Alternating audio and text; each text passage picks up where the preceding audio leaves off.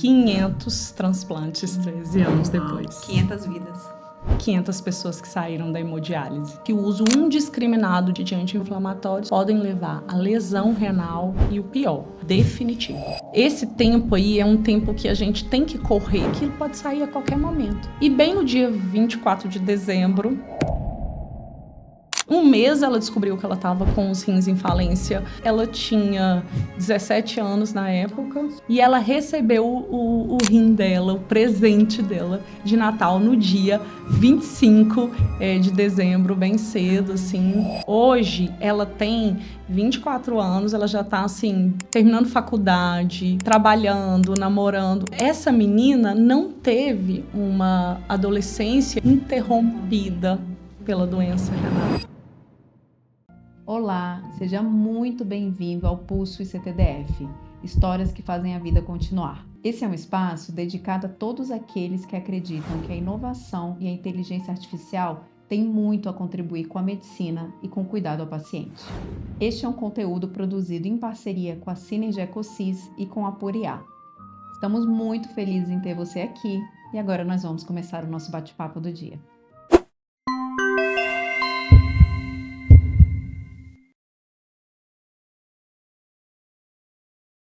Doutora Ellen, seja muito bem-vinda. É uma alegria te receber aqui hoje. E para a gente começar, eu queria que você se apresentasse um pouquinho, falasse de você, como que você chegou na medicina e como que você se tornou uma médica especialista em transplante renal. Primeiro, obrigada. Nossa, é um prazer estar aqui, falar do que eu amo, né? Então, para mim vai ser mais prazer do que realmente um trabalho ou um podcast qualquer. Meu nome é Ellen, eu sou uma mulher mineira, tenho orgulho de ser mineira, né? Eu nasci em Paracatu, bem pertinho daqui de Brasília. E eu quero ser médica desde quando eu sou muito pequena. Minha mãe me fala, com 5, 6 anos eu já falava, eu vou ser médica. E ao chegar na faculdade, eu fiz Federal de Uberlândia, lá para os outros lados. E quando comecei a fazer a faculdade, eu me apaixonei pelos rins. Os rins são os órgãos que mais têm detalhes, microcanais, ajustes finos, e fazem um impacto muito grande na saúde das pessoas. Então, eu me apaixonei de cara nos primeiros meses da medicina sobre a fisiologia renal, todo aquele funcionamento. E desde então, eu guiei toda a minha trajetória para ser uma médica clínica e nefrologista. E desde a faculdade comecei a acompanhar uns nefrologistas que trabalhavam com transplante. E ao começar a minha residência de nefrologia, que eu fiz em São Paulo, pronto, aí eu sabia que eu ia ser nefrologista e ainda transplantadora, porque nem todo nefrologista ele trabalha com transplante. Muitas vezes ele só trabalha na hemodiálise ou no consultório, e eu me guiei para o transplante. Além disso, eu sou a doutora Ellen, mãe da Giovana e da Elisa, tenho 2 meninas, sou casada com José Carlos, e vim morar em Brasília justamente com um convite para montar esse programa de transplante renal do Instituto de Cardiologia. Eu não tinha a mínima pretensão de morar aqui, eu pensei que eu fosse morar em São Paulo ou ficar por Uberlândia, mas eu recebi um convite de uma gestora há 13 anos atrás. 13 anos atrás? 13 anos atrás. E era assim, você vai vir para compor com mais 2 nefrologistas e vocês vão montar um programa de transplante. Uau. E que lindo o resultado desse trabalho, né? Porque 13 anos depois a gente vai conversar aqui muito nesse podcast sobre tudo isso que vocês construíram, né? 500 transplantes 13 anos Uau. depois. 500 vidas. 500 pessoas que saíram da hemodiálise. Uau. Que ganharam sua vida de volta, né? Que puderam viver, tocar suas vidas, carreiras, trabalho, família, né? E são muitas histórias. São 500 histórias, no mínimo. Sim. Além das histórias das famílias, né? A família também está totalmente envolvida com o adoecimento de um ente, né? Que recompensa linda para esse trabalho que vocês fazem, né? É muito amor. Eu sou muito grata a Deus por ter a oportunidade de poder exercer o que eu gosto que eu vou ajudar pessoas e ainda vou me satisfazer, né? Ficar feliz com isso. Então. Sim, lindo, lindo trabalho. Vamos começar do começo, então. Você falou aí do seu encantamento pelo rim. Qual que é a importância dos rins no nosso corpo? Os rins são 2 órgãos que eles trabalham em conexão com todos os órgãos, principalmente fígado, pulmão, coração. E eles são responsáveis, além da filtração, que eu acho que todo mundo tem uma ideia que os rins filtram, mas não é só uma filtração em si, tirar o que é sujo, o que não presta e deixar o que é bom. Ele faz um ajuste fino do sangue, onde macronutrientes e micronutrientes ele consegue regular. O que está em excesso ele joga fora, o que está em falta ele poupa. Além disso, ele joga excesso de líquidos fora, então a pessoa pode tomar 8 litros de água. Se os rins funcionam bem, ela vai urinar os 8 litros de água, ela vai aproveitar o que ela precisa e jogar fora o restante. E produz também hormônios que são responsáveis, por exemplo, pelo controle da hemoglobina, e a pessoa que tem problema renal muitas vezes tem anemia porque não produz esses hormônios. Além disso, faz uma regulação dos ossos. Então, os rins têm múltiplas funções, pequenas, detalhes, mas que, quando estão em falta, fazem muita diferença. Uhum. E quais são as principais doenças que acometem os rins?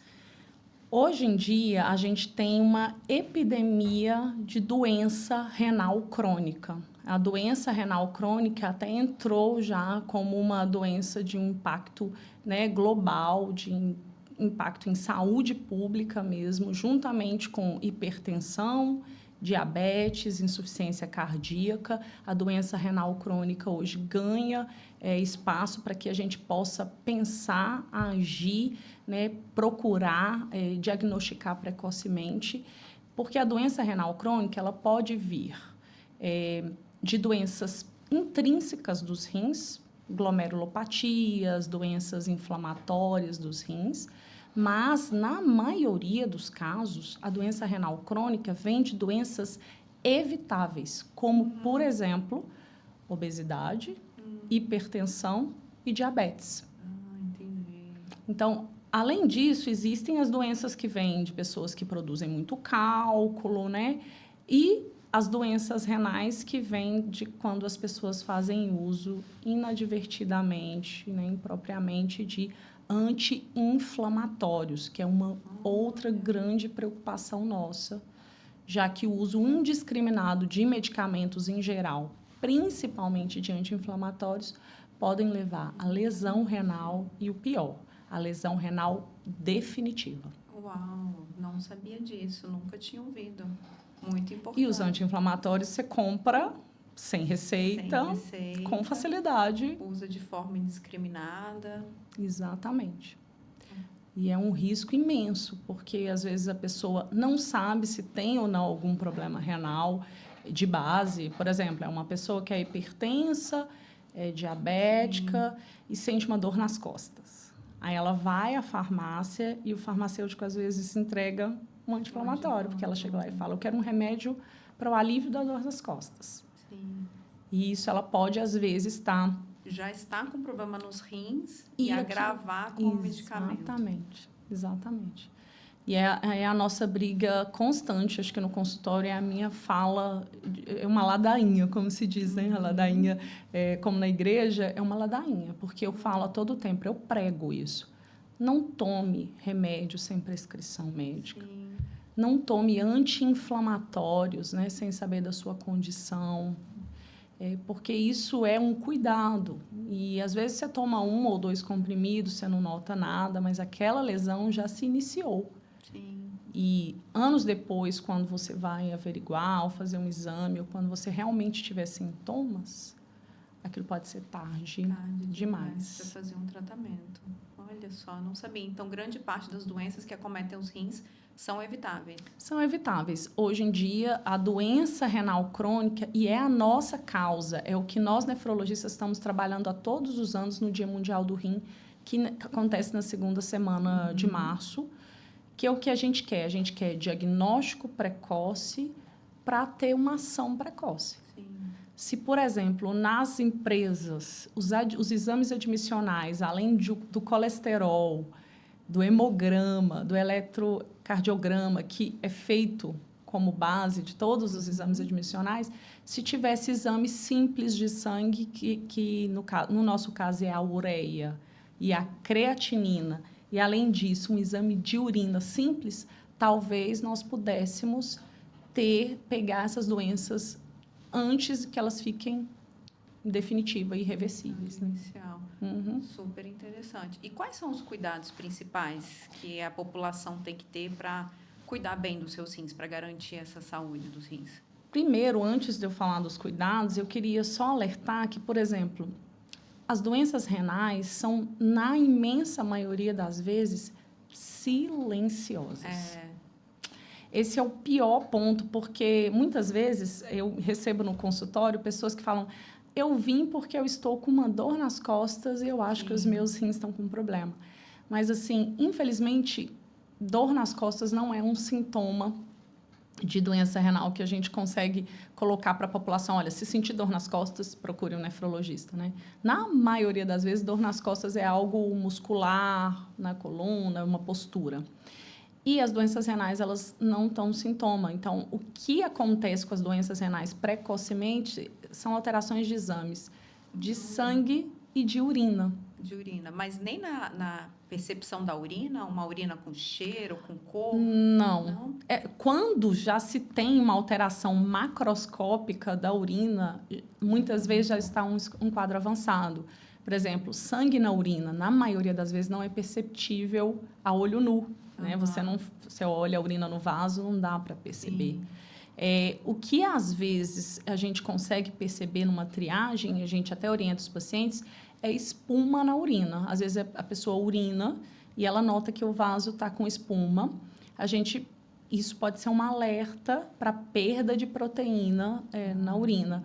Mas não necessariamente é uma regra, porque, às vezes, o desinfetante que usou para o vaso, o homem que urina em pé, pela gravidade, pode fazer a espuma. Então, não necessariamente aquela espuma é uma lesão renal, mas, quando acontece, pode ser, né, visto e procurado o nefrologista por essa lesão. E aí, quando as pessoas percebem, elas vão ter hipertensão, inchaço, hipertensão, pressão alta, né? Inchaço em todo o corpo, face, pernas, braços, e outras alterações, como cansaço, falta de ar, indisposição, que, na maioria das vezes, são sintomas inespecíficos. Você pode ficar cansado por N doenças. Hoje em dia, que a gente está nessa correria tão grande, o estresse ele já se tornou algo habitual, né? As pessoas não dormem direito, não comem, não descansam.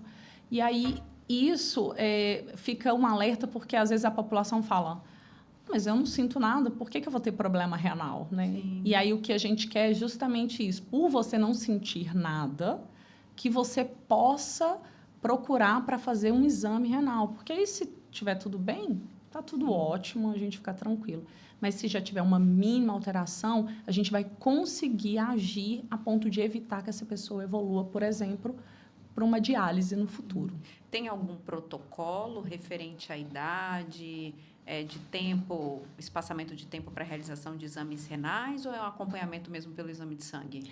Então, em geral, um paciente que tem pressão alta e diabetes, seria interessante que, no mínimo 2 vezes ao ano, ele conseguisse passar por uma consulta com o nefrologista ou fazer exames que possam avaliar os seus rins, né? Se for um cardiologista que vai pedir os exames e depois triar para um nefrologista, mas que ele possa avaliar seus rins aí, no mínimo 2 vezes por ano, pessoas que têm grande risco, porque as pessoas que são obesas, diabéticas, hipertensas, tabagistas, elas têm um maior risco de ter doença renal. Então, pensando no foco desse maior risco, essas pessoas terem 2 vezes ao ano uma avaliação dos seus rins. As pessoas, em geral, 1 vez por ano é o suficiente, porque caso eles tenham alguma alteração, aí sim, dependendo da alteração, o nefrologista pode guiar aquele acompanhamento, se vai ser de 3 em 3 meses, de 6 em 6 meses, a depender do caso. Sobre os cuidados, né, que a gente poderia ter. Eu sempre friso muito naquilo que a gente até conversou aqui no início, né? Os cuidados que você vai ter com a sua alimentação. Hoje, e depois que a gente teve acesso à industrialização, a gente tem muita facilidade com os alimentos, e os alimentos podem vir processados, embutidos, muitos industrializados, que muitas vezes contêm muito sal, muitos conservantes. Então, para cuidado dos rins, a gente orienta muito as pessoas comerem comida de verdade. Eu falo isso muito no meu consultório. Coma comida de verdade, assim, comida fresca, prefira mais açougue e feira do que supermercado e padaria, para que você possa comer alimentos frescos, frutas, verduras, né? O seu arroz com feijão, sua carne, de uma forma feita em casa, sem muitos condimentos, com menos sal, menos gordura, para que você possa ter aquele alimento sem riscos, porque, infelizmente, sal e conservantes, esses alimentos processados, conferem riscos, sim, para a doença renal crônica. Além da gente ter os cuidados com exercício físico, muitas vezes eu escuto, doutora, tem um remédio específico para os rins? Eu falo, não tem. Tem um cuidado em geral, porque se você se cuida por completo, acaba refletindo nos órgãos que estão conectados em todo o corpo. Então, a ingestão de água, né? Existe uma premissa, beba muita água para cuidar dos seus rins, o que nem sempre é verdade, porque tem pacientes que a gente não consegue fazer esse tipo de orientação, mas, em geral, entre um adulto de 70 a 80 quilos que beba 2, 3 litros de água por dia, é uma quantidade de água bastante adequada. Né? E a gente está falando de água mesmo, de né? água, exato. E muitas vezes a gente substitui a água por outros líquidos durante o dia. Tem o mesmo efeito? Teoricamente é líquido, mas a gente prefere que seja água, porque muitas vezes substitui por refrigerante, que tem muito açúcar, tem muito sal, tem outros conservantes, que aí vai causar outros males. Né?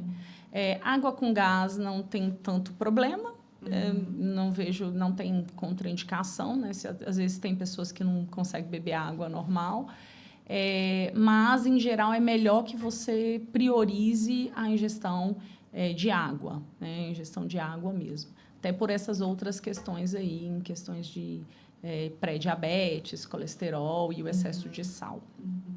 Aí uma curiosidade mesmo, estamos aqui em Brasília, maio, vamos entrar na época da seca. Existe um aumento de casos decorrente desse período de seca pela baixa na ingestão de água ou não? Não, porque acaba que as pessoas se regulam. Eu nunca observei que essa seca, para pessoas que são eventualmente normais, que têm algum problema. O que a gente nota é pessoas que já têm algum tipo de doença renal, por exemplo, os meus pacientes que já estão em hemodiálise. Eu tenho, às vezes, dificuldade de controlá-los, porque como eles não urinam, nesse tempo de seca, eles querem beber mais água.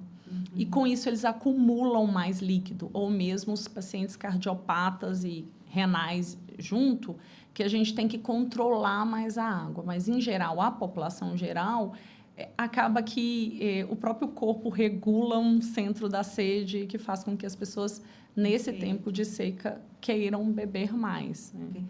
Perfeito. Então, vamos avançar aí na doença. Então, o paciente ele foi detectado ali com uma doença renal. Como que essa doença renal ela chega a ser uma doença crônica para precisar de uma hemodiálise constante? Pronto. Esse é um grande assim, ponto para a gente. Por quê? Porque, na grande maioria das pessoas que chegam necessitando de hemodiálise para a gente, já chegam nos finalmente, chega com a falência total dos rins, né? A doença renal, ela é dividida em estágios. Sem perceber, de uma forma silenciosa mesmo, já chega e é detectada uma doença crônica. Lana, às vezes a pessoa tem alguns sintomas que, na maioria das vezes, ela encara como se fossem sintomas do dia a dia. Você fala assim, eu ando me sentindo mais cansado ultimamente, mas como eu estou também trabalhando demais ou fazendo alguma outra atividade, e aí não vai dando importância para aquilo. E aí, quando ela chega no hospital, que ela chega super inchada, com a pressão super elevada, urinando pouco, muito cansada, com falta de ar e até empalidecida, aí a gente já nota uma doença renal muito avançada. Sim. A doença renal, ela pode ser uma doença renal aguda, que é aquela doença renal que surgiu, por exemplo, eu tomei um anti-inflamatório, não tinha nada, aquilo me causou uma lesão e eu fiz uma insuficiência renal aguda ali, que eu não tinha nada e foi um mal súbito, abrupto. Ou quando eu sofro um acidente, que eu atinjo os rins, né? Enfim.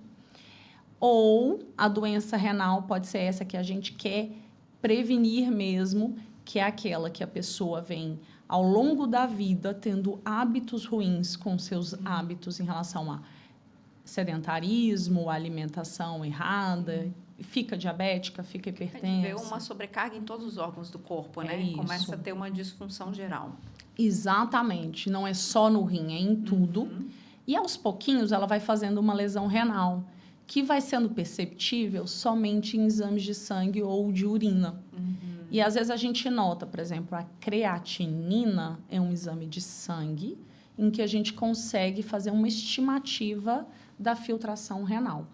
E essa creatinina tem valores normais, por exemplo, 0,8, 1 miligrama por decilitro. E às vezes a pessoa fica ali 1,2, agora no exame, daqui 6 meses 1,4, 2, 2,2. E aquilo ali não dá sintoma. A pessoa não vai sentir nada. Mas, se ela estiver fazendo um exame periódico, Sim. qualquer médico vai ver que aquilo ali está numa curva em ascensão. Perfeito. E aí é esse tipo de gente que eu quero que chegue a mim. Sim. Porque eu quero atacar a doença renal nesse estágio para que a gente possa bloqueá-la e falar, não, ela não vai progredir. O que já se perdeu, mas da agora para frente, por exemplo, ela vai estabilizar. E ela vai caminhando ao longo dos anos. A gente fala, a doença renal, ela não surge assim, acordei com doença renal crônica. Não, não é assim. A não ser que for uma doença renal aguda, que você sofreu um acidente, que teve um mal súbito, e essa doença renal aguda, ela tende a melhorar na maioria dos casos. A doença renal crônica, ela veio galgando aí anos e anos em que a gente podia ter feito alguma coisa. Perfeito. E isso daí vale, assim, um recado, um alerta que é tão simples, né? Porque muitas vezes a gente está com sintoma, vai no médico, faz um exame de sangue, faz aquele exame pontual. Tá tudo bem. Né? E a gente não tem esse cuidado de ir montando e apresentando para o médico os exames anteriores, né? E acompanhando essa curva efetivamente. Eu sempre falo com os pacientes assim, você não é um filme. Quando vai consultar comigo a primeira vez, eu falo, olha, hoje você está vindo por um sintoma, eu estou vendo uma alteração, mas você não é uma foto, você é um filme e eu vou precisar te acompanhar, saber da sua vida pregressa, para que a gente possa saber se você está progredindo, se você se estabilizou, se você até vai ter chance de melhorar. E aí, quando a doença renal chega num estágio muito avançado, menos do que 10% os rins estão filtrando. E a gente tem como fazer estimativas, fazendo cálculos com os exames de sangue. Esse tipo de paciente vai precisar do suporte da diálise. Sim. E normalmente acomete os 2 rins? Os 2 rins, porque quando os seus exames estão atrapalhados, estão alterados, não tem como discernir qual é o rim que está funcionando bem ou não. Muitas vezes pode ser que o direito esteja funcionando, por exemplo, 30% e o esquerdo 20%, e você está com uma função de 50%.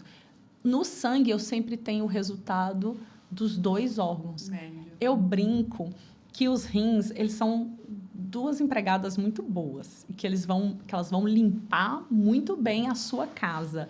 Mas, a partir do momento que uma ficar doente, a outra vai suprir a falta. Então, quando um rim ele fica ali pequeno, atrofiado, o outro rim cresce um pouquinho e toma conta da função e no final das contas você não sente nada. Mas aí imagino percebe. eu que ele fica muito sobrecarregado. Aí, E aí ele cansa mais rápido também, né? pronto, ele hiperfiltra e ele pode levar uma lesão final muito mais rápido. Então, ele precisaria ser visto. É que aí eu sempre falo, as pessoas falam, doutora, mas meus 2 rins estão acometidos? Quando os seus exames de sangue já estão alterados, é sinal que os 2 rins entendi. estão acometidos. Entendi. E aí, quando isso acontece, normalmente o transplante é feito nos 2 rins ou apenas um deles? Pronto. Quando a gente vai fazer o transplante renal, primeiro, as condições. A pessoa tem que estar já em falência renal, do que a gente chama uma falência renal num estágio muito avançado, o estágio 5 da classificação, né? Um estágio final aí, final não da vida da pessoa, mas final da filtração renal. E aí a gente indica esse transplante, mas na maioria das vezes a gente não tira os rins antigos. Olha, Porque a cirurgia para tirar os rins antigos é uma cirurgia grande que pode estressar e levar o paciente a uma situação de muito risco. Os rins eles vão perdendo a função e, na maioria dos casos, eles vão diminuindo e ficando atrofiados. E o que a gente faz? A gente só coloca mais um rim na pessoa. uau. E não é no mesmo lugar dos rins nativos. A gente coloca na parte da frente do abdômen. Nossa. Até para ficar mais fácil a gente ter acesso, se a gente precisar reabordar, fazer uma biópsia, desobstruir, que aí o rim transplantado ele fica numa posição bem mais superficial na parte do abdômen. E aí tem um reajuste dos outros órgãos? O rim é um órgão que não é muito grande, 10 centímetros, 11 centímetros. A gente consegue acomodar.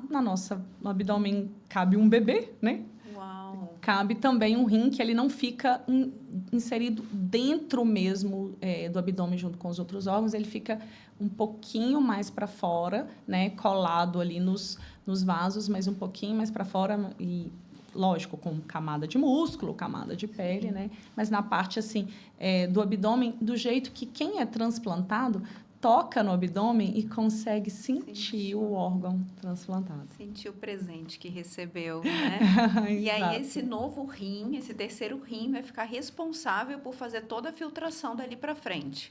Que é a grande sacada do nosso corpo, né? A gente tem órgãos duplos, mas um órgão consegue dar conta de fazer todas as funções, essas funções fisiológicas renais, com excelente qualidade, com boa durabilidade. Perfeito. E é isso que permite que a gente também possa tirar um rim de uma pessoa que está viva, né, em privilégio, né, para doação para uma outra pessoa. Muito legal. Vamos falar um pouquinho, então. Infelizmente, foi diagnosticada a necessidade de fazer um transplante.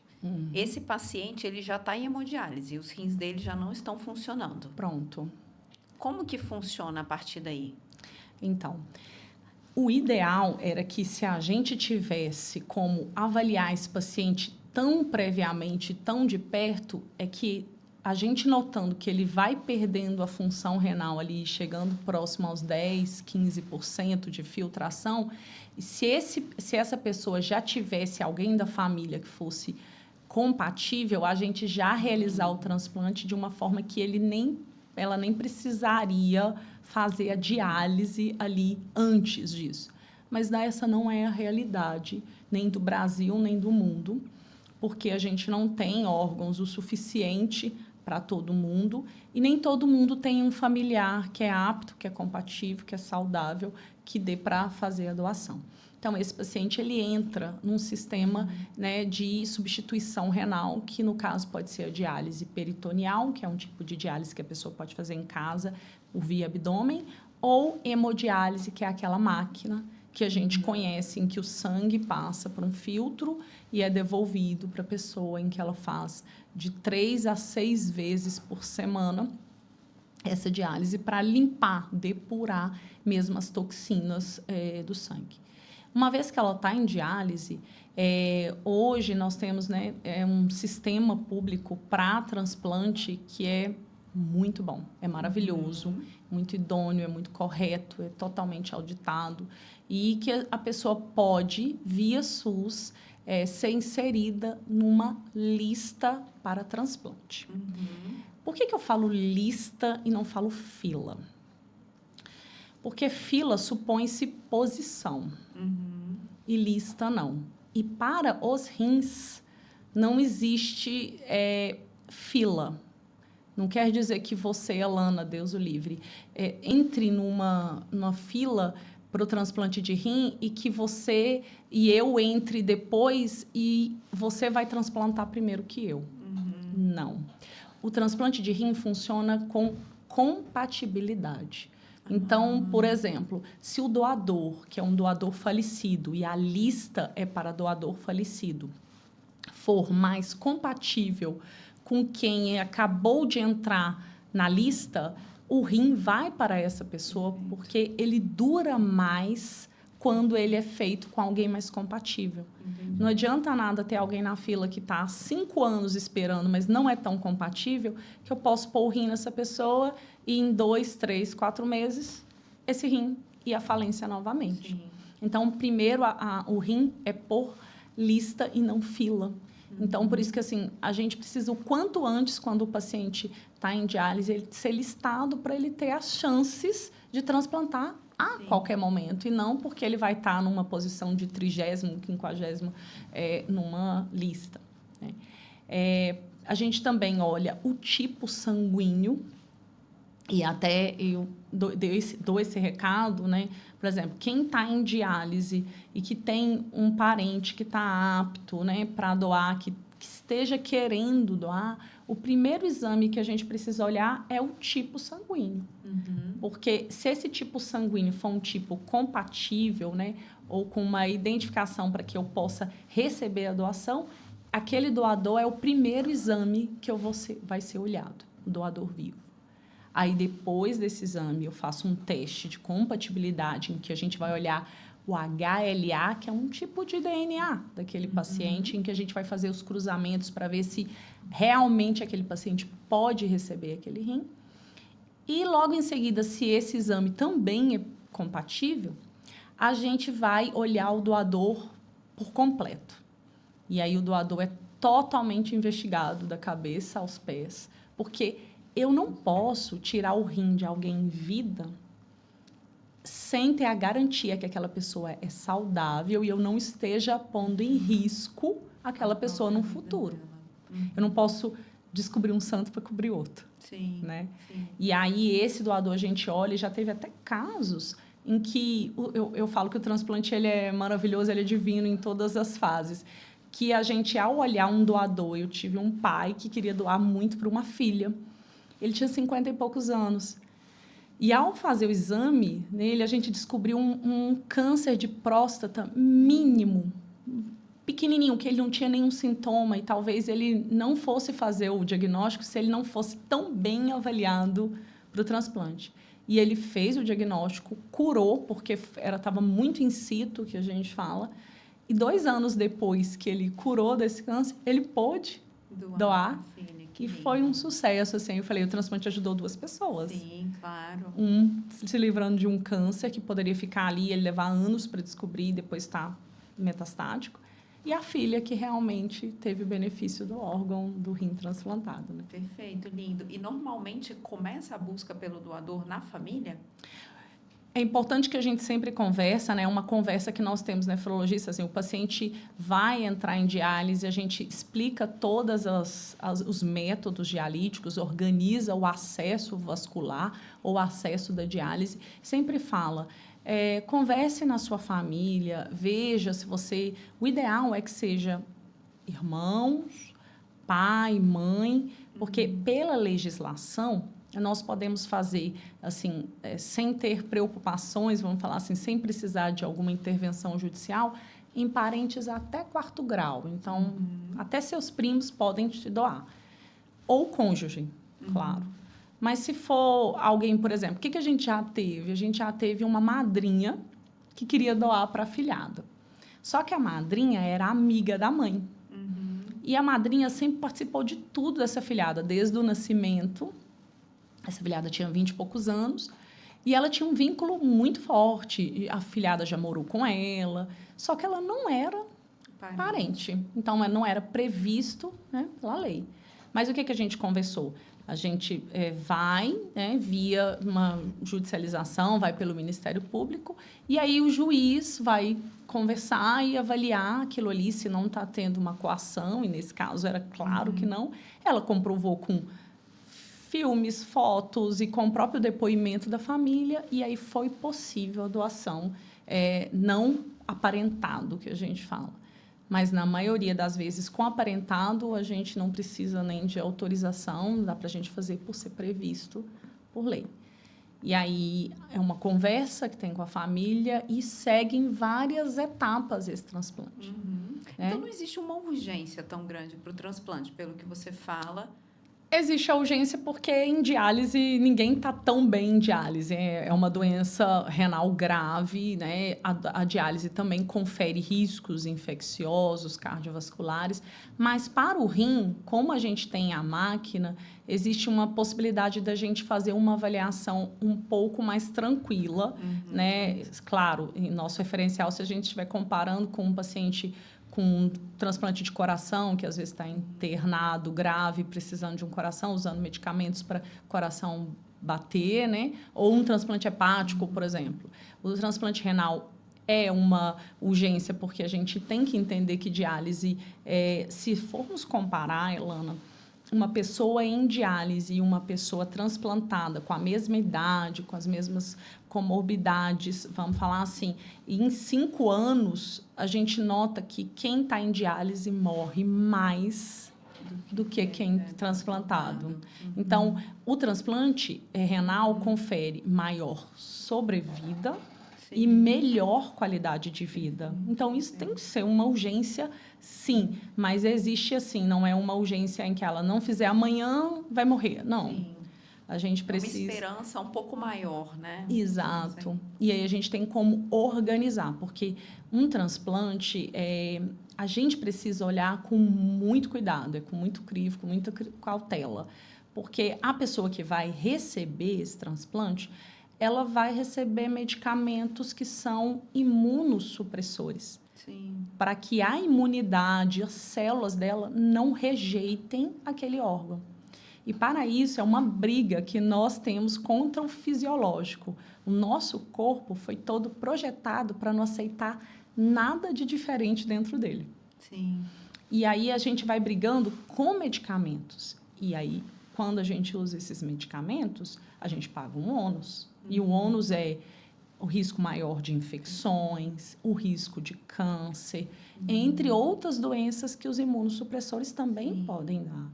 Mas se somarmos e avaliarmos em geral, ainda é melhor a gente ter o risco com os imunossupressores do que se manter em diálise.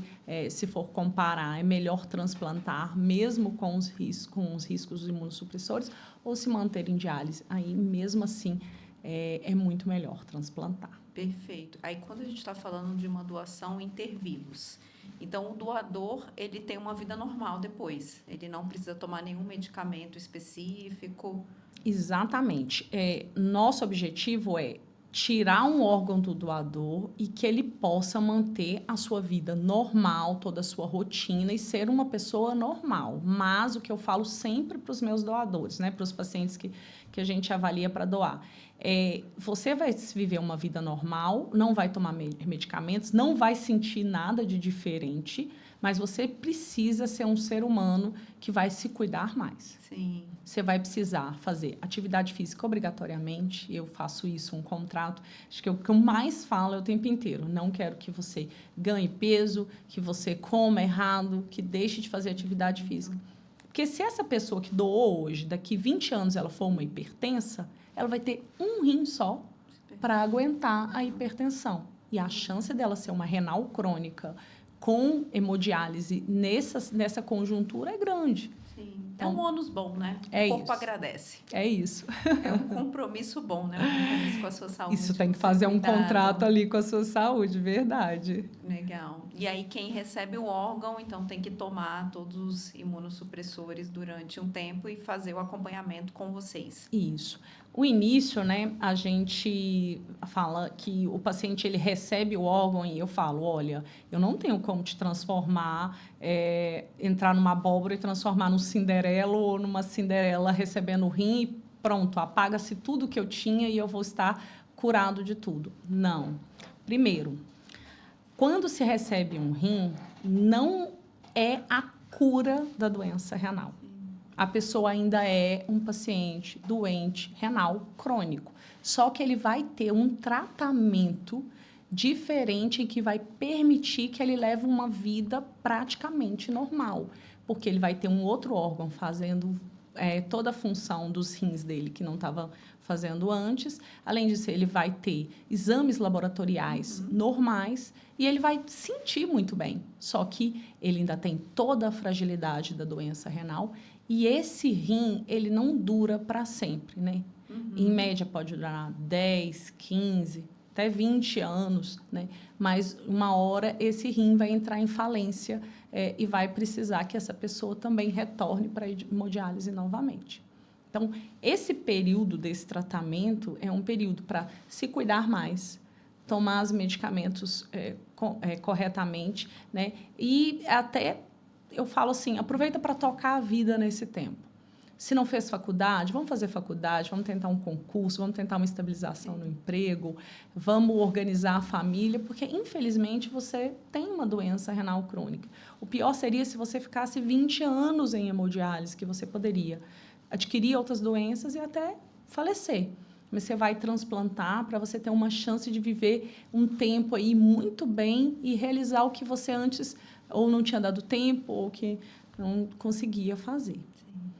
Doutora Ellen, você comentou que você está há 13 anos à frente do núcleo aqui em Brasília e que já foram mais de 500, né, transplantes. Está chegando a 500 transplantes agora. E aí me veio na cabeça, né? Eu falei assim, um terceiro órgão com 2 rins que estão ali. Qual foi o termo que você utilizou? Eles são necrosados? Não. Eles são atrofiados. Atrofiados.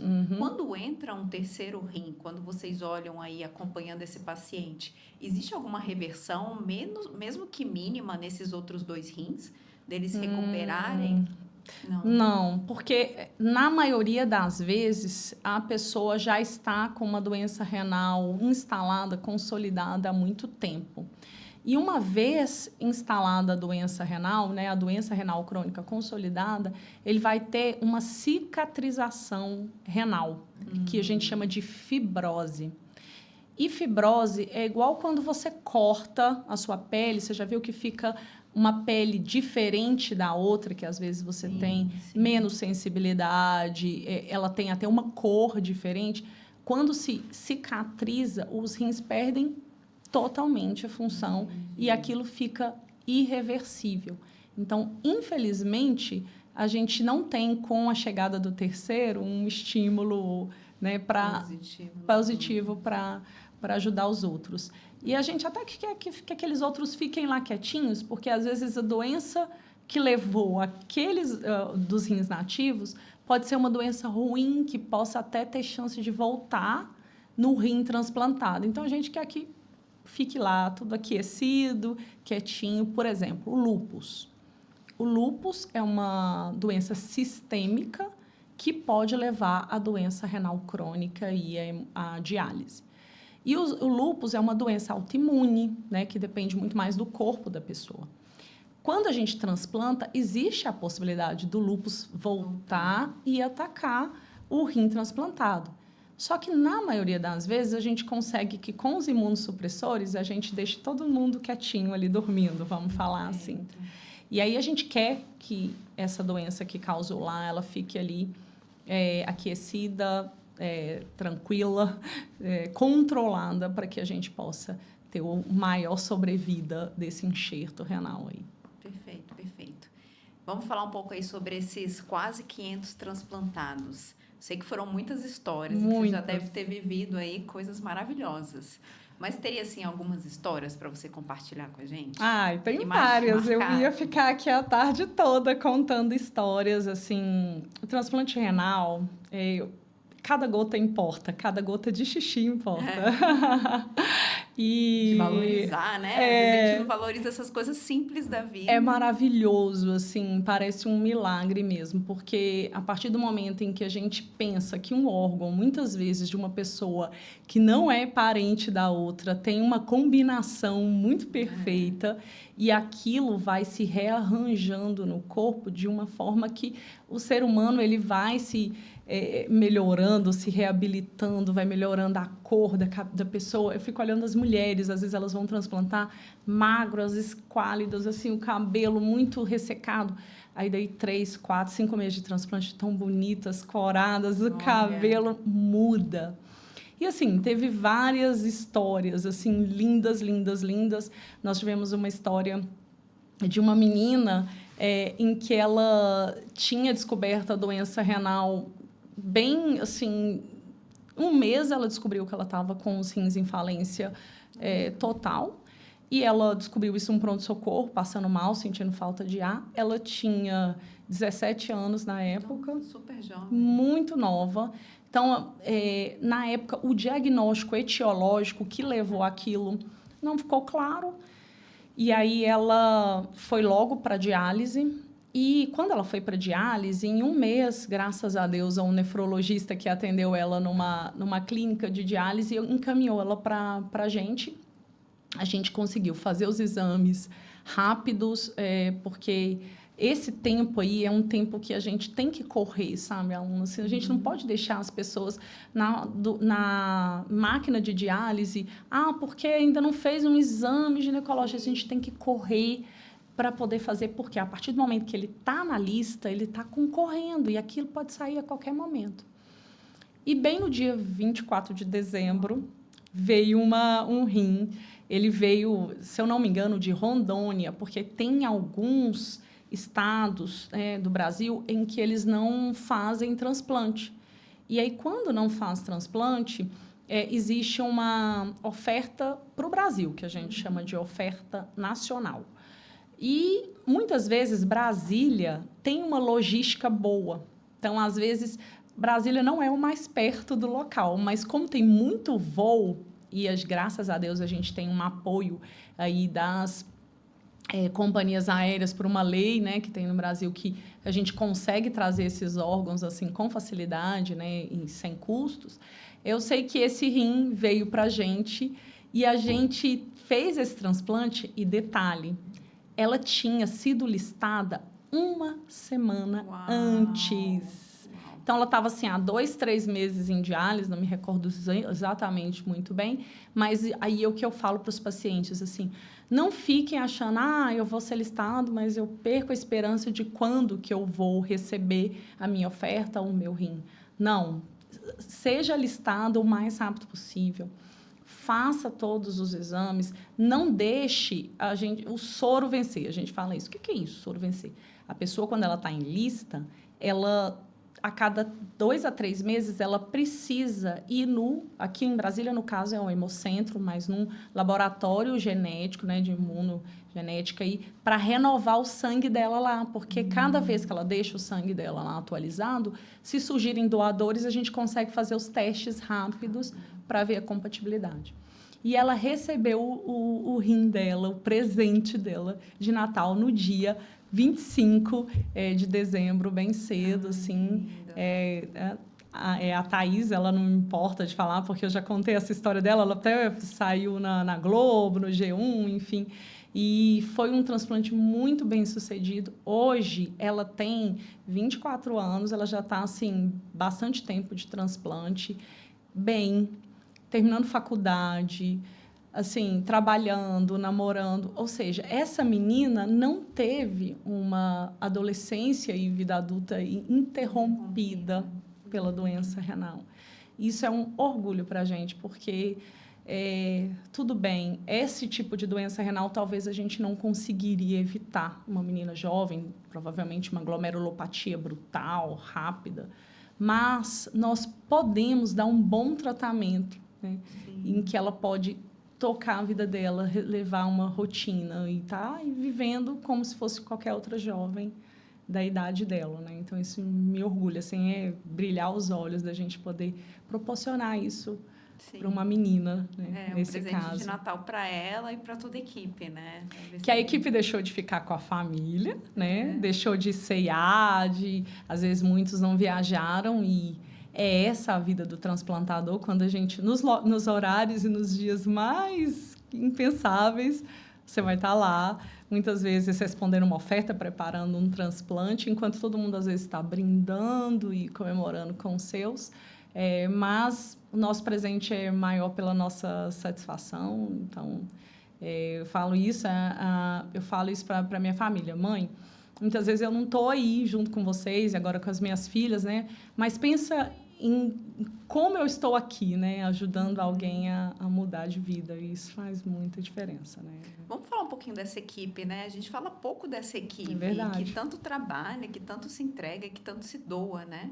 Para fazer isso tudo acontecer. Como é que são esses bastidores? Quantas pessoas aí tem por trás, normalmente, numa sala de cirurgia, ou até antes, né? Respondendo a oferta, trazendo um órgão. Como é que funciona? Conta pra gente um pouquinho. Uau! Foi muito bom você ter tocado nisso, assim. É uma rede muito imensa de pessoas, assim, desde o Sistema Nacional de Saúde, Hemocentro, Central Estadual de Transplantes, recebem oferta, validam oferta, organizam, fazer um ranqueamento daquele paciente, até chegar na nossa equipe, no caso nosso, do Instituto de Cardiologia, a gente tem uma comissão intra-hospitalar, né, uma CIDOT, assim, muito, muito ativa, que nos ajuda muito, são pessoas que ficam de plantão, enfermeiros, técnicos de enfermagem. Toda uma equipe de transplante, enfermeiros, coordenadores, psicólogos, nutricionistas, assistente social, nefrologistas, cirurgiões, e nós temos urologistas, vascular, toda a equipe do centro cirúrgico, que aí você tem instrumentador, anestesista, a equipe da UTI, o intensivista, o enfermeiro da UTI, toda a equipe multi da UTI, depois a enfermaria, o laboratório, o pessoal da imagem. Então, assim, é uma equipe robusta, né? E todo mundo, assim, na hora que a gente fala, é para um transplante. Ah, não, então vamos agilizar, tem que ser rápido. E aquilo ali sensibiliza todo mundo, assim. É um amor imenso, é uma coisa muito boa. Imagino, muito lindo o trabalho de vocês, parabéns. Obrigada. E é algo que tem que ser falado mesmo, né? A gente não tem ideia de quantas pessoas estão envolvidas por trás de todo esse processo. Sim. E quando a gente fala de transplante, a gente vem falando aqui, né, com brilho nos olhos, com alegria, com essa vida, mas a gente sabe que veio de um órgão de uma pessoa que às vezes acaba, né? Às vezes não, né? No caso do rim pode ter vindo de uma pessoa viva, mas na maioria muitas vezes vem de uma pessoa que acabou de falecer, né? Exato. Então, assim, é uma esperança, é uma alegria que muitas vezes tem uma dor ali por trás também, que precisa ser respeitada e acolhida daquela família também, né? Ano passado, o Ministério fez uma campanha tão maravilhosa e porque assim, Alana, toda vez que a gente recebe uma oferta, foi uma família que, num ambiente de muita dor, conseguiu ter cabeça, discernimento, amadurecimento, amor para doar os órgãos do parente, porque não é fácil. Não é fácil. E a gente tem uma recusa no Brasil, familiar, é o principal... Por que a gente não tem muitos órgãos para doar? Por que a demanda é muito maior do que a oferta? Porque a gente tem mais de 50% de recusa familiar. Sim. Isso é cultural do Brasil? Tem outros países? Pois é, tem outros países que é menor e tem modelos. Por exemplo, na Espanha, todo mundo é doador, somente quem... né, é muito diferente. Assim, aqui no Brasil, a família precisa autorizar. Não adianta você ou eu escrevermos um documento, colocar isso em cartório, não tem valor. Se a sua família falar não, nada é feito, né? E a gente trabalha muito nisso porque é um momento de dor. E aí mistura muitas coisas, por exemplo, religiosidade, que às vezes as pessoas ficam esperando um milagre, mesmo numa situação que tem-se uma morte cerebral, né? E tem muito, assim, descrédito da onde a pessoa foi atendida, porque ela pensa que houve um erro, que ninguém quer ajudar o parente. Então, vira um mix de situações que, no final das contas, talvez a gente precisaria trabalhar isso antes com as pessoas, né? Na mentalidade, não, independente de como o meu parente entrar, se ele evoluir, isso realmente for comprovado, não adianta de nada eu recusar, porque aquele órgão vai ser perdido, né? Então, eu vou poder ajudar outras pessoas. Mas a questão da doação, assim, é uma questão muito sensível assim, para a gente, porque a gente sabe, no Brasil, tem 150 mil pessoas fazendo diálise. Claro, nem todas essas 150 mil têm teto para transplantar, mas vamos pensar aí, 40%, 50% transplantáveis. Como que a gente vai conseguir 60, 70 mil órgãos, né, para esse tanto de gente? Assim, se a gente não tiver pelo menos a doação falecido, porque a gente não tem muito volume de doador vivo, né? Não é todo mundo que vai conseguir doar, sim, que vai ter saúde para que a gente possa tirar o rim, né? Então, a gente precisa contar com um aumento de doações, né? E muitos órgãos estão indo para a terra, né? Estão sendo degradados aí por recusa familiar, infelizmente, né? É um trabalho de conscientização muito grande que tem que ser feito, né?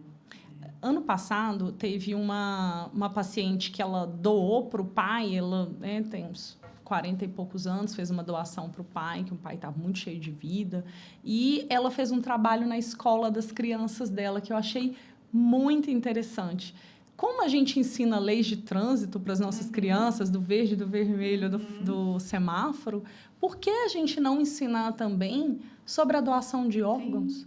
Para que já venha, a gente não tenta conscientizar os adultos vindo das crianças ali, né? A gente também pode tentar isso. Acho que seria uma boa, né, uma boa alternativa para a gente tentar nas escolas, para que as crianças cheguem em casa falando, olha, hoje eu vi sobre a doação, sobre o rim. Foi um trabalho que foi feito aqui em Brasília, que ficou muito legal. Muito legal. E tem uma questão de legislação também, né? Eu lembro que a primeira carteira de motorista que eu tirei, eu indiquei que eu era doadora de órgãos. E aí, depois, fazendo esse trabalho junto com vocês, que eu vim a descobrir que não valia.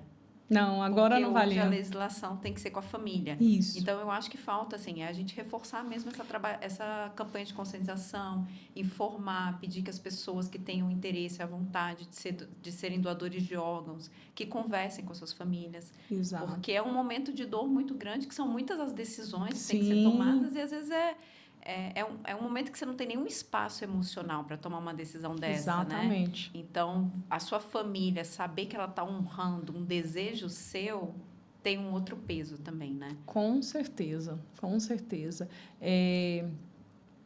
Eu fico pensando nisso, assim, da gente trabalhar essa questão por causa da dor, né? Da gente conseguir ali que as famílias, elas... isso seja automático, porque no momento da dor, para você tomar uma decisão de algo que não está claro para você, você não vai conseguir. Você não vai conseguir. Exato. E se você tem uma questão religiosa muito forte aí, junto a isso, então você não vai conseguir. Então, se isso for claro, a gente tem equipes para trabalhar com isso, sabe, Alana? Mas nem sempre é possível por ser esse momento, por ser um momento de muita dor, de muito desespero, de muitas situações em conjunto ali. Então, as OPOS, né, que as organizações assim para procura de órgãos, nós temos pessoas habilitadas que sabem abordar, mas não necessariamente é o suficiente para que a gente possa conseguir o aumento dessas doações. Então, a gente precisa que deixar a nossa família ciente da nossa vontade e conversar com a nossa família a respeito do sim, né? No momento, se algo acontecer, a nossa família dizer sim. Isso lá em casa eu fico o tempo todo. Por favor, não, digam sim se algo acontecer e eu for uma possível doadora, né? Uma potencial doadora. Perfeito. E não tem campanha melhor do que a gente falar de vida, né? Quando a gente fala de doação. A gente fala que aquela vida ali está terminando naquele momento, mas que, por outro lado, ela está continuando na vida, no corpo e na vida e nas experiências de muitas outras pessoas, né? Então, É isso mesmo. 2 rins, um coração, um pulmão, intestino, pele, ossos, córneas, tudo isso é possível, fígado, pâncreas, tudo isso é possível aproveitar, né, com o doador. Então, acho que assim, não tenho dúvida que é a continuidade da vida. A gente tem que pensar nesse sim. Né? Perfeito. Que papo gostoso. A gente já está encaminhando agora para o final. E aí eu vou pedir para você ou deixar uma mensagem diretamente para as pessoas, um recado que você acha muito importante ser dado, ou você compartilhar com a gente mais alguma história de esperança, que eu acho que é sempre uma mensagem linda para deixar.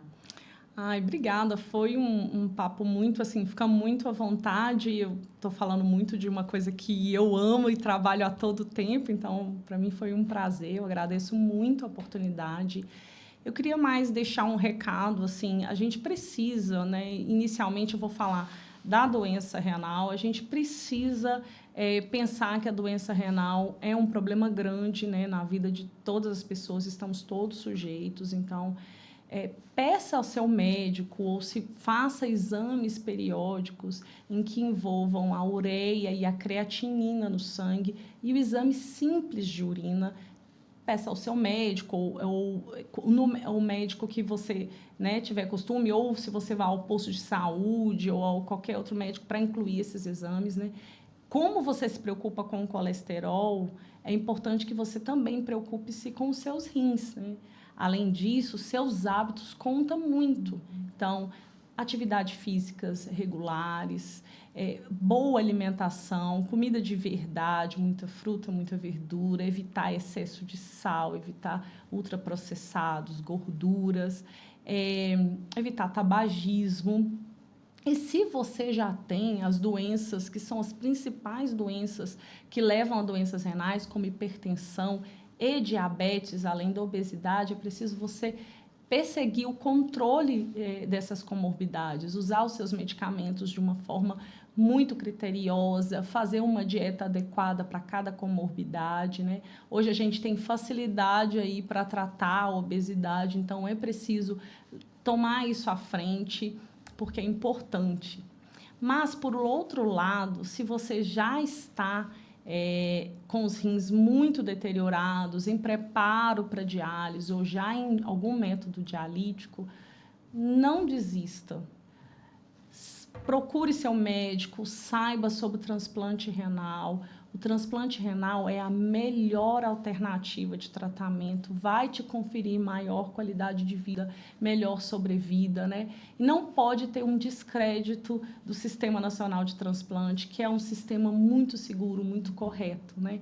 E é isso, cuide dos seus rins, né? Obrigada muito pela oportunidade. Cuidar dos rins é vida, né? No nosso corpo. Com certeza, é priorizar-se, né? Eu adoro essa mensagem final, né? Vamos para o simples primeiro, que aí a gente evita o complicado. É isso. Tomar água, comer bem, dormir, tomar sol, fazer atividade física, sempre é um remédio muito bom para o nosso corpo. Parece né? Receita de vó, né? Daquela receitinha ali que você faz, tudo que você pode fazer em casa, não é nada caro, não é nada difícil. Muito bem. Muito obrigada, doutora. Obrigada pelo seu tempo. Parabéns pelo seu trabalho, por essa entrega tão linda. E que a gente volte daqui a pouco para falar de mais 500 vidas, né? Perfeito. Estamos fechados, combinado. Combinado. Obrigada. Obrigada a você.